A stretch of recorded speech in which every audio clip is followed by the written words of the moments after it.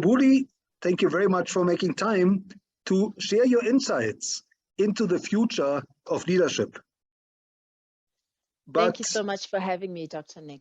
It's really lovely to join you today. Thank you. Buli, before we go into the future, can you tell us a little bit about your own background? Where did you grow up? Okay. Sure, it's always such a reflective question. So I am a girl from Soweto, proudly Sowetan. I grew up in a suburb called Pimville. I actually call it Pimville Estates. Born, bred, really my childhood years were really formulated there. Came from a relatively small family, so my parents and my brother, thank God my parents are both still alive, such a blessing. And I mean, they gave us really the best of everything. They gave my brother and I the best of everything that they could, and they afforded us really opportunities that, I mean, I just look back on that and I just think they really set us up for success, and did their very best. So that's where I come from. And tell us, Buli, what was your dream career when you grew up? Sure. I mean, I was very clear. In high school, I was very clear. I wanted to become a lawyer. That was going to be my thing.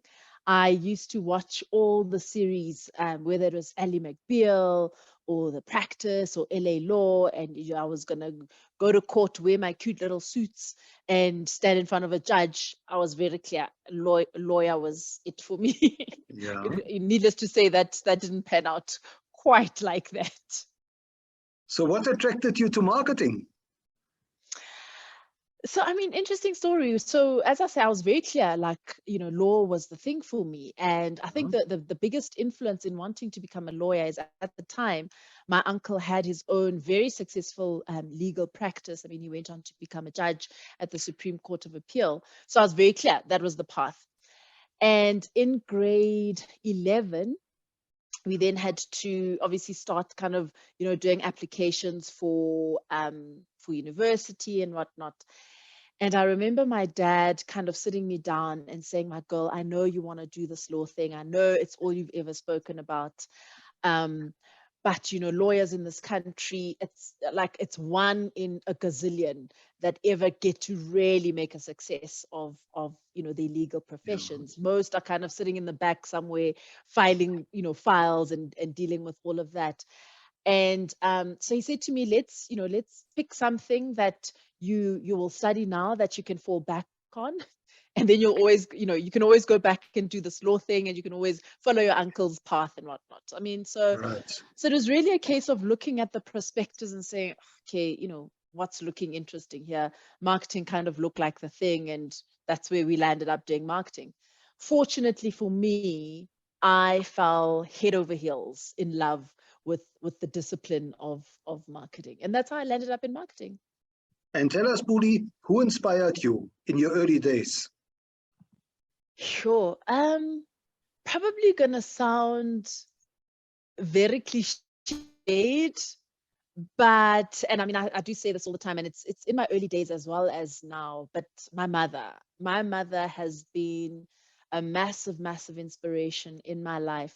Just the quiet strength that she demonstrates, and her ability to influence an entire room whilst being the quietest person in the room, by the way, but her ability to just make things happen and get things done in a very quiet strength has really, really been such an inspiration. And being able to watch her, having front row seat of getting to watch her at work, and by just her being her authentic self every day has really been an inspiration in my life, in my early days and now as I'm growing up and getting older, as it were. And Buli, you have a very impressive education. You went to UJ, you went to Gibbs, even Harvard. Can you maybe tell us what's your best memory from your university days? Sure.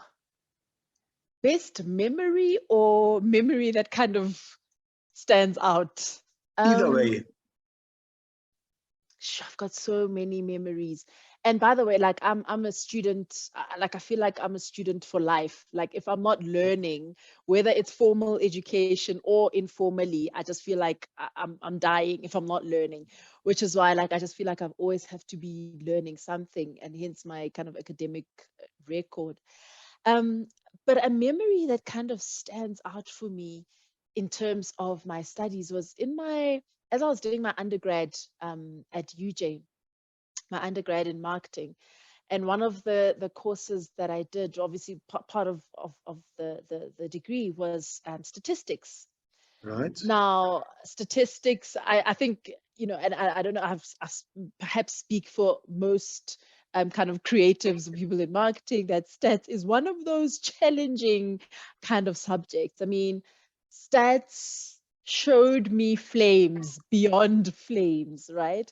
Uh-huh. And I remember the first year I failed stats, right? And Right. that hit me hard because, I mean, from school, I was one of those, I was never really an A student, but I was one of those who was diligent and I worked hard and I would work for my marks, and I passed relatively well. And so here I am, the first time ever failing a subject. And it knocked me out, right? And that was almost I don't want to say turning point per se, but it was a defining moment, right? To say, okay, Buli, you have failed. Now what? Right? And having been the student who had constantly passed and always done well, now you're faced with failure. What are you going to do about it? And it was really a defining moment in just choosing how I wanted to respond to failure. And I decided, you know what? The end game is to get the degree. This is year one, and it's one subject. It doesn't define your entire being. And so I went in the following year and I had to do stats again. And I almost just took a view of saying, reflect on where did you go wrong the first time around, work on that. And if I can tell you that when I eventually passed stats, I passed it with a distinction because I was intentional about not ever letting that trip me up again. And so I Right. passed stats with a distinction. And so that's kind of a memory that kind of stands out for me in my undergrad days. And Buli, you started your career at MTN, right? As a brand manager. And yeah, and then you went on Well, to, oh, sorry, is that incorrect? well, yeah. So that's what I've recorded formally. But actually, my Yeah. career started at SAB. Ah, So coming out of during my honors year, one of the part of getting your honors degree, you had to do a 6 months practical, and just working and putting into practice what you've studied. And so I was fortunate enough to get permanent employment with SAB, and I was hired as a sales rep within the main market. So that was my first kind of real job in life. right. It was a sales rep at SAB. Okay, and then you went into branding, right, with MTN? Yes. So from SAB, as I mentioned, I joined in sales, and Yeah. that was just a complete, I think when I reflect on it, it was actually the part of the best experiences I've had, just because what sales teaches you is just really the cogs and the engine of a business, especially a business like SAB that is built on their distribution footprint, and sales is the key driver. But at the time, I thought, no, man, I've studied for 4 years. This is not the marketing that I didn't study to carry crates into taverns. This is not it. And so after that kind of stint at SAB, I then moved to MTN. And at Right. MTN, I didn't join directly into brand, but I started in an area that was kind of sitting between marketing and product and almost having to translate between the two. So marketing would kind of be sitting in the ivory tower, coming up with all these fantastic ideas, and then the product teams would have to make it happen. And I'd have to translate, the two. So I'd have to go between the product teams who are telling me, Bully, the network can't actually carry giving away 5 rands or giving away however much. And I'd have to translate that to marketing. I then transitioned out of that role and then got into the marketing team where I was doing retail marketing. And then I eventually got into the brand team. And I think, I mean, I reflect on it now, and it's probably, besides my current job, it was the best job I've ever had. Being brand manager at MTN during the 2010 FIFA World Cup was just unmatched. Yeah, Unmatched. yeah. So how's your Yobaness? Right. And I got to work on a Yoba, which was incredible. And I mean, I remember at the time, so how MTN was structured within the marketing team, within the brand team, you'd have a brand manager, which is myself, who'd report into a senior brand manager, who'd report into a GM, who'd report into the CMO. At the time, there was no senior manager, there was no GM. And so I got to work directly with the CMO, who was Sarameta Ukubong at the time. And I mean, just as a brand manager, coming, as a young marketeer, getting to work with the best really in the industry was just remarkable. That kind of experience, and working on potentially the biggest marketing campaign and biggest project that MTN, and I think any really corporate South Africa has seen, working on the FIFA 2010 World Cup and working on the Ayoba campaign, which I believe is still like the best campaign that MTN has run. I'm biased, of course, but it was just like experience that money can't buy. Loved every minute of it. Great. And then Buli, I believe you went on to Samsung, right?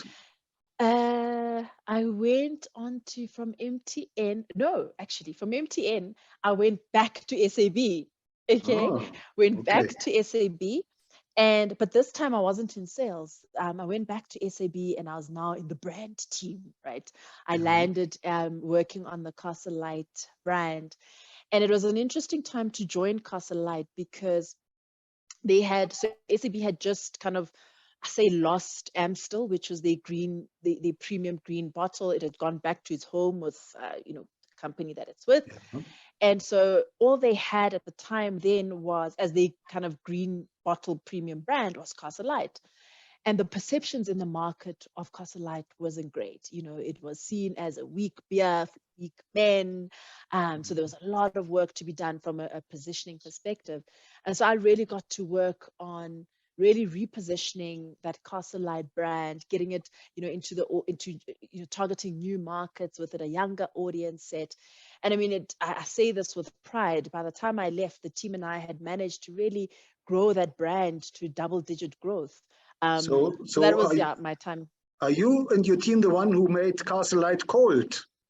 Right? No, I mean, no. So no. So extra cold refreshment is always the proposition of the brand, but it was around how might we entrench it. So that just launched the extra cold refreshment, but it was now saying, how do we take this proposition and actually entrench it into the market and get the market to start really owning it and identifying the brand with this extra cold refreshment. So, I mean, we worked on bringing or developing properties like Feel the Beat of Sub-Zero, got to bring out superstars like Drake and Kanye West. I mean, it was fantastic times as a young marketeer. So that's when I got to work on Castle Light at SAB. I then moved to Samsung from SAB. Yeah. And I believe at Samsung, you were in charge of mobile, right? Yes. So I looked after marketing for the mobile division, which is mobile is made up of, the cell phones, naturally, the tablets, as well as cameras at the time. And I think the Samsung journey was a very interesting one for me. Because it was more so, not so much about the work itself. I think by then, I was already starting to entrench myself in terms of just the confidence and the discipline of marketing, and the work was okay. The work could be done. But I think for me, the biggest takeout or learning was it was a personal growth phase in my life being at Samsung, and a stretch in the biggest way, and almost foundational principles of my kind of leadership philosophies and leadership ways I learned at Samsung in a very interesting way. And obviously today you are at Nedbank, you're executive head for retail and business banking, marketing, and you've risen through the ranks. And Nedbank, obviously your marketing is very visible, very active. Can you maybe just tell us a few highlights of your, I believe, 7 years, right? at Nedbank? Yes, yes. So, I mean, I must start by saying I never dreamed that I would work for a financial services provider, let alone a bank. Okay. Yeah. So coming out of the exciting world of FMCGs and telcos, which are arguably, every marketer's dream, I'd say I just couldn't fathom the idea of even remotely enjoying, being in a traditional banking institution. I mean, I reflected on this earlier when I celebrated my 7-year anniversary at Nedbank. I just reflected on the journey. And I mean, I remember there was a headhunter who had been kind of courting me for a very long time and trying to woo me into Nedbank. I even remember saying to her very confidently, like, what kind of marketing am I going to be doing at a bank? Which marketer decides to leave telco and FMCG to go into a bank, right? And, I think, joining Nedbank for me was probably the best career decision. It was the turning point really in my career. It was important for me, and why I've stayed for 7 years, by the way, and it's the longest really I've been with any organization, 7 years. But when I reflected on it, it really came down to a couple of things in terms of why the organization really resonates with me. One, it was important for me to work for an organization that really spoke to my core through its purpose. I was at a point in my life where I was starting to wrestle with this concept of, doing work that is meaningful, doing work that is impactful, not just, yes, the big TV ads are great, it's fantastic. Yes, winning the awards, it's great, it's fantastic. But I was really wrestling with this idea of purpose. And so Nedbank, I think it's known that as a brand, it is steeped in purpose, and it's Right. one that resonates with my own. But it's also important that I did work that challenged me, to learn and to grow and to stretch. And I truly believe that like the last 7 years has really, every day of my last 7 years has been a school day. You speak of rising through the ranks at the bank, and I Uh-huh. think that's really, for me, demonstrates just the immense backing and the immense support that I've received from the entire leadership cadre from Nedbank, whether I was in and out of the room. And I mean, I talk very proudly about a time when I had decided to leave the bank. I think it was after a 4-year tenure where I just couldn't, see I couldn't see myself growing any further than where I was. And I mean, the bank literally, how I describe it, bent itself backwards. It really turned itself upside down to ensure that one, I stayed, but two, that there was a clear growth path. And that just speaks to really the immense backing that I've had from the entire, leadership cohort, which has been nothing short of inspiring. And then I suppose just the ability to be able to, as I mentioned, just live out my purpose and add value back, has been really phenomenal. And to be given that opportunity and that platform, it has been a phenomenal 7 years at the bank. So, Buli, looking into the future, what does the future of leadership mean to you? Sure, that is a big question. I I know. think, yeah, I think for me, the future of leadership is partly no different from current leadership and what leadership should be. But I think the future of leadership for me is really leading with purpose. It's leadership that understands that, the role, position, office that you occupy, that's kind of a small part of what leadership is, tied to your role. But it's more around understanding that you are part of something way bigger than yourself. And because as a leader, you have the ability to influence and the ability to impact. It's understanding how you might use that, right? It's understanding how you might use that for the benefit of people outside of yourself.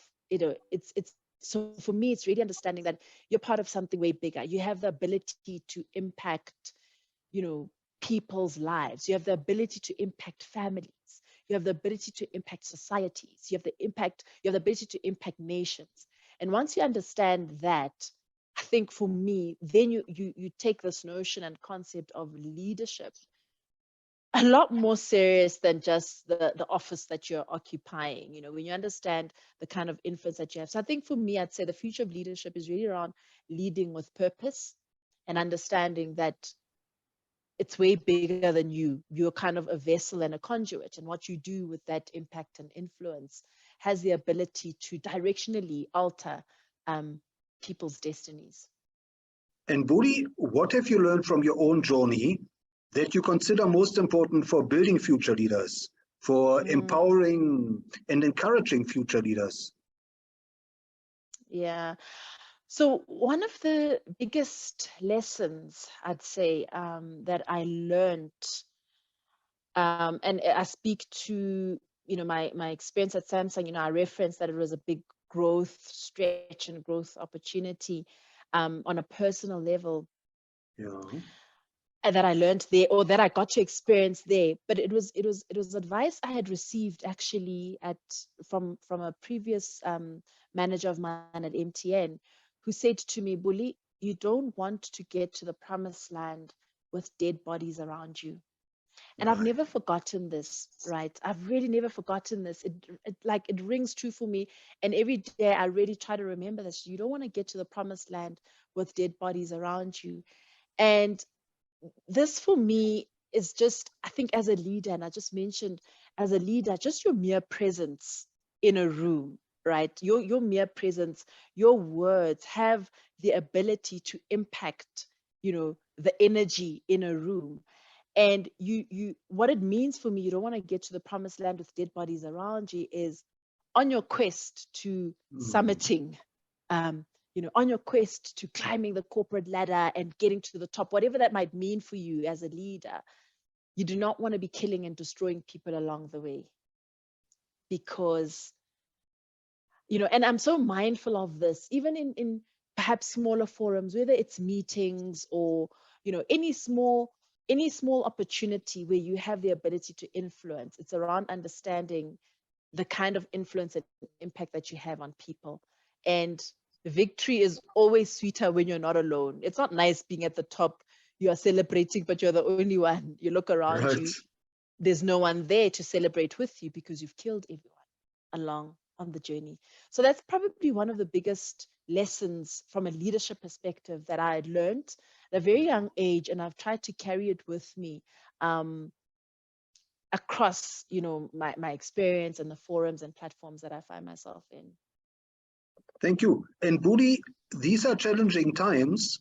And what is your advice for future leaders? How should they, what type of challenges should they expect to encounter in their career and hopefully overcome? Yeah, sure. I think, if the last 2 years are anything to go by, I think the biggest challenge and the biggest challenge and the biggest opportunity that leaders must come to grips with is just the rate and pace at which the world is changing. The world is moving so fast.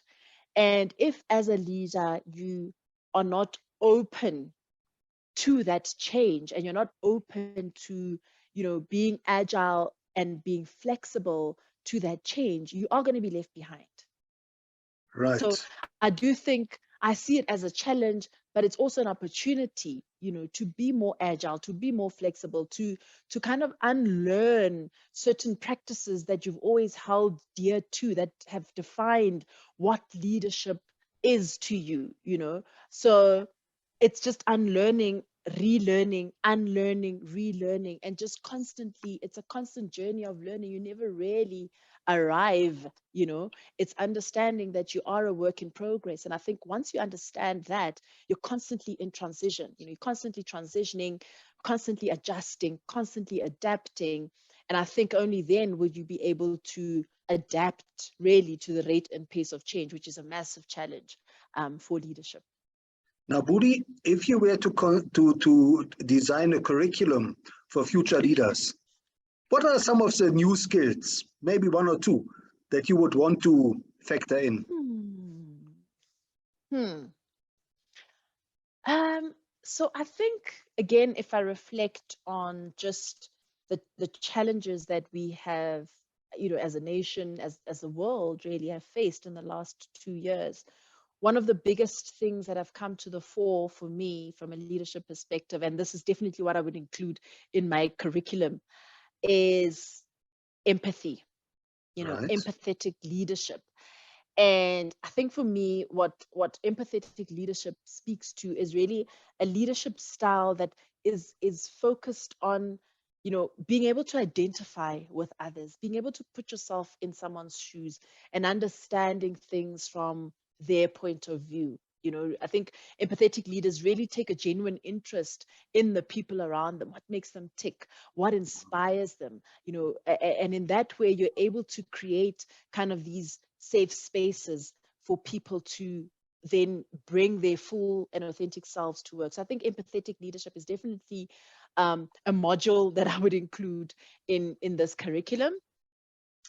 A second thing that I would include, a second module, as it were, that I would include, and I'm not sure how to call it if it was a module, but I think there's a certain power in the ability of a leader to demonstrate vulnerability.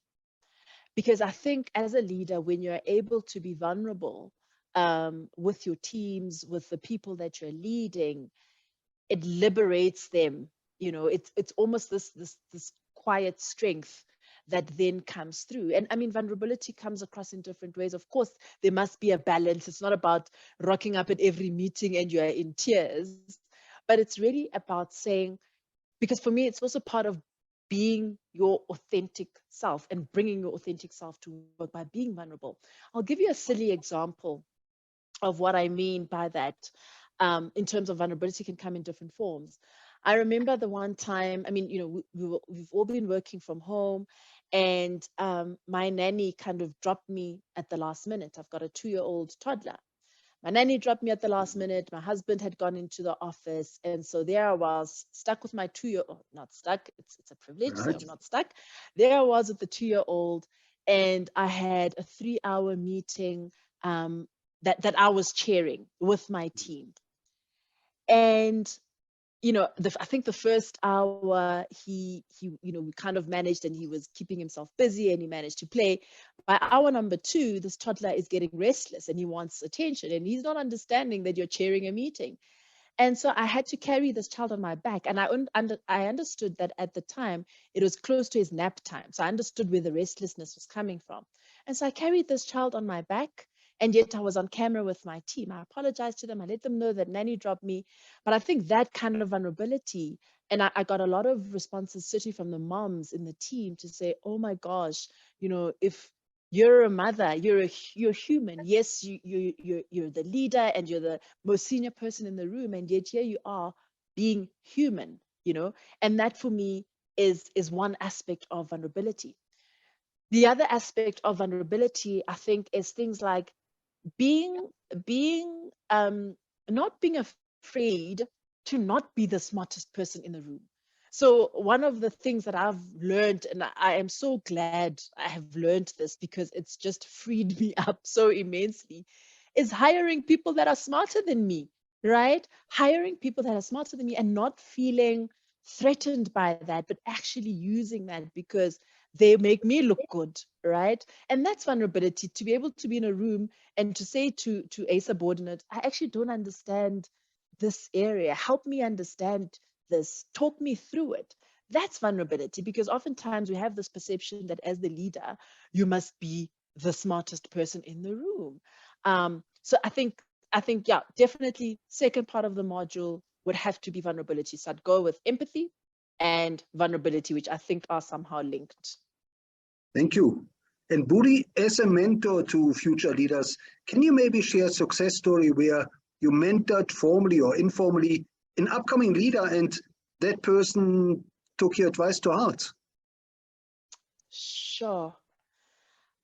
So I have a lot of conversations, so call it informal mentees that I lead and or that I mentor. And the one thing that I I'd like to believe I impress upon them is around this notion of your purpose, right? Because, when you're working and you spend, I don't even know what the stats is, call it 80% of your time is spent at work, right?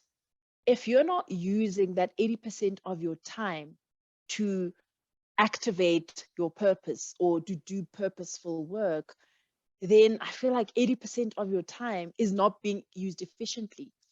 And so, I mean, one of the ladies that I mentor, we had this conversation around purpose and all of that. And I mean, it was a scary decision for her to make, but she actually transitioned out of her career. She changed her entire career. I mean, she was 30 plus. So, you kind of imagine in your 30s, you have to have it figured out. You have to be on some kind of path, according to what society kind of dictates for you. And that, if you change direction, oh my gosh, I don't know what's going to break. But we kind of you're socialized that way. But after having these conversations around the importance of purpose and being able to find and live out your purpose through the work that you do, she actually transitioned out of her career and segued into sustainability, which is really where her passion lies. And she's gone off to she relocated to Ireland. Like, her entire life changed and shifted. She relocated to Ireland, started a business there around sustainability, and I believe it's doing really well. But I think for me that was quite an impactful just moment of reflection to say, again, it speaks to the amount of influence and impact that as a leader you have on people. I mean, she changed her entire career direction. She relocated her entire living arrangements, really just to follow and live out and lean into her purpose. So, Buli, are there any role models of leadership that you have encountered in your career and would recommend future leaders should study and maybe learn from? I think for me, this question is, I suppose it can be answered in many ways, in that I find role models of leadership everywhere, right? And for me, a role model of leadership is not necessarily always the people who get it right, right? You can learn even from the so-called, let's say, not so great leaders, right? And some of the lessons that I've learned that have built my own leadership philosophy have been from leaders that aren't great, in saying, actually, that's not the kind of leader I want to become. Therefore, be mindful of that. Study that. What is it that they're doing that's making you uncomfortable, or that doesn't align, right? So I think leadership role modeling can come from anywhere. It can come from all sorts of leaders, both the positive and the negative. And it's almost, how do you then get to take the best of everything that you need to build your own philosophy? So, I mean, I've had fantastic leaders that I look up to. I mean, I can cite, Saramita Ukubong, who was my CMO at MTN. I cite Sydney Mbele, who brought me actually into Nedbank, and he's just been a fantastic leader and mentor in my life. I cite Kensani Nobanda, my current boss, who is just a phenomenal, authentic leader, just brings her full self into the workspaces. There's so many. And then I can cite some other leaders that, I won't mention them by name, but where I've learned, what I don't want to become as a leader. And I think that is equally important. So I think, role models from a leadership perspective really can come from anywhere. It's around, picking and choosing what will work for you and how you want to be known as a leader. Right. And Buli, how can our listeners connect with you, and where should they follow you? So catch me on LinkedIn. Right. Quite active on LinkedIn. It's Buli Ndlovu. You'll find me. You'll find my posts. Talk a lot about the work that we're doing from a Nedbank perspective, which I'm incredibly proud of, which is really anchored on our purpose, which aligns and resonates with my purpose. So catch me on LinkedIn. It's Buli Ndlovu, and I'm more than happy to engage. And last but not least, Buli, what is your advice for the millions of kids who are now looking to leave school, enter a career? What are maybe one or two success factors that they should keep in mind?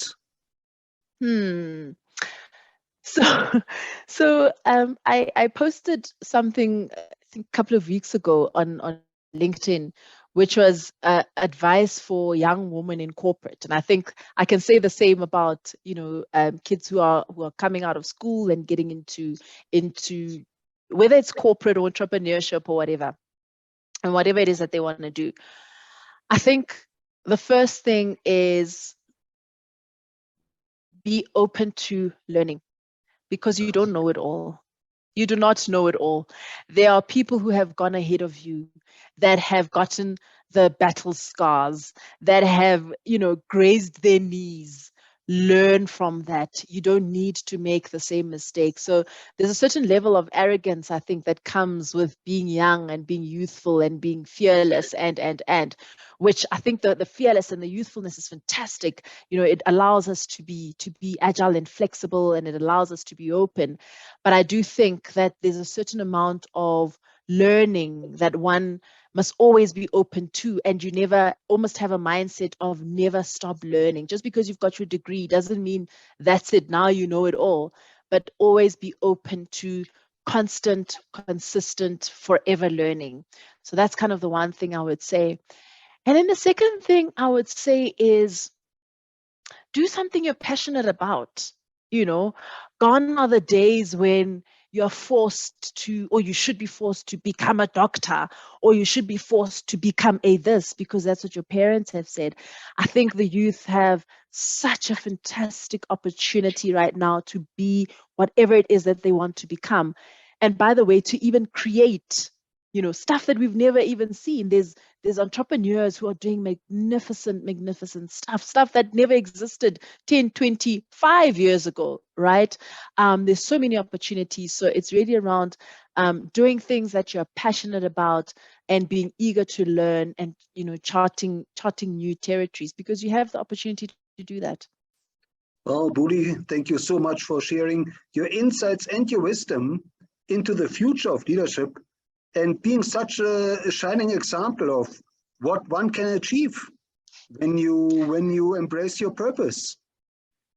Dr. Nick, thank you so much. Thank you for this amazing opportunity that you've afforded me. I really appreciate it.